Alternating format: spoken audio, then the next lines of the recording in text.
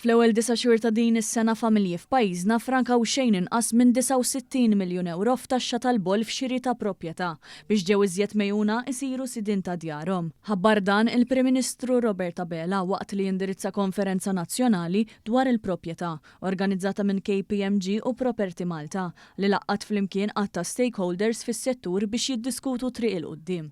Waqt li semma wkoll qatt ta' miżuri u skemi oħrajn b'saħħithom li jintroduċa l-Gvern biex jgħin lill-familji u żgħażagħ f'dan il-pass kbir f'ħajjithom, il-Prim Ministru qal li bl-iskema tat-taxxa preferenzjali tal-bol aktar minn 9,000 familja frankaw individwalment medja ta' 8,000 euro. Jekk insemmi il-rata preferenzjali tat-taxxa tal-bol, din fissret fajnuna fiskali, fajnuna ta' taxxa aktar ridotta, 69 miljun euro fl-ewwel 9 xhur ta' din is-sena biss jiġifieri fl-ewwel 3 kwarti ta' din is-sena ta' traħħis tat-taxxa kien jekwivali għal 69 miljun euro.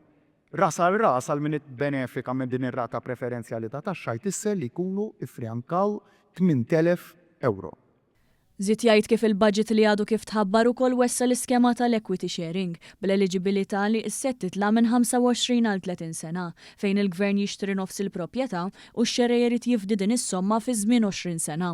Semma wkoll kif għotjiet oħrajn jinkludu l-iskema tal-first time buyers, l-iskema tal-UCA, ir-rifużjoni tal-VAT ta' rinnovar tal-proprjetà kif ukoll l-inċentivi għal min jinvesti fi proprjetà b'enerġija effiċjenti bi prattiċi sostenibbli fejn tingħata għotja oħra sa' 9,000 euro. Dr. Abela refera wkoll għal studju tal-Bank Ċentrali ta' Malta li sab li huma biskwart ta' sidin ta' djarhom f'pajjiżna li għatfadlilhom self xi jħallsu. Dan meta fl-Ewropa rata hi ta' 3 kwarti ta' sidin ta' djarhom.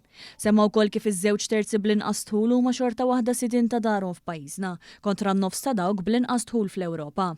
Il-Prim Ministru qal il-Gvern se jkompli investi anke f'dan ir-rigward frott is-saħħa ekonomika li għandu pajjiżna. U aċċenna l-statistika uffiċjali tal-Eurostat li turi biċċar li l-paga medja f'pajjiżna fl-aħħar 5 snin żdiedet b'aktar miż-żieda kollha li seħħet bejn is-sena 2000 u l-2012. Dan meta kien hemm żieda medja ta' 6,600 euro fis-sena fl-istess ħin li l-qatt niżel fl-inqas livelli storiċi. Dr. Abela qal kif l-ekonomija Maltija qed tingħata ċertifikati eċċellenti fosthom il-Kummissjoni Ewropea u l-Fond Monetarju Internazzjonali l-IMF li konferma li pajjiżna se jkollu l-aktar ekonomija dinamika fl-Ewropa kollha sal-2030. U temm jgħid kif is-saħħa ekonomika tagħti l-opportunità lil gvern ikompli investi u jagħti futur isbaħ lil familji.